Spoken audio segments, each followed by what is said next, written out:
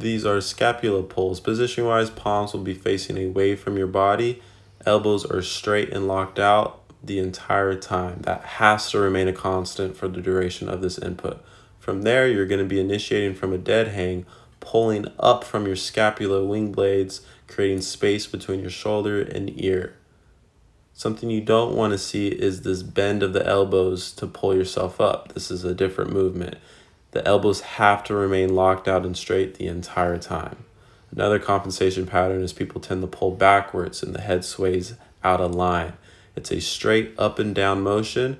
Elbows are straight and you're creating as much space between your shoulder and ear. I like to pause at the top to really amplify and feel the movement. Feel the scapula engage to pull you up. Full range of motion every single time. Here's a frontal view.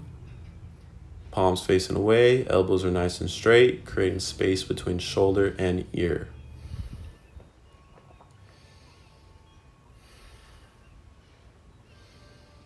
Here's what it looks like from the side.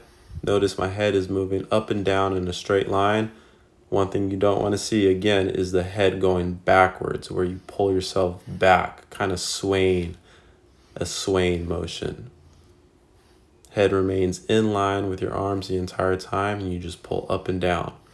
Once you have familiarity and a nice solid foundation, add creativity to this movement. The scapula is supposed to move in all directions. It's a floating bone. So challenge it with multi-directional force, multi-directional movement. So what we're doing here is just going in circles, clockwise, counterclockwise, front, back, however you want to describe it, varying the grip. Challenge the scap, challenge the forearm, all the musculature in the upper body.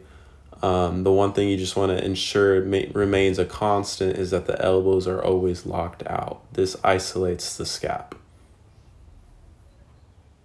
Moving on, once you have a really strong, solid foundation, start messing around with single arm scap pulls.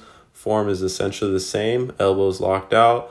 I like palm facing away for this movement. Start from a dead hang and create as much space between your shoulder and ear as you can generate.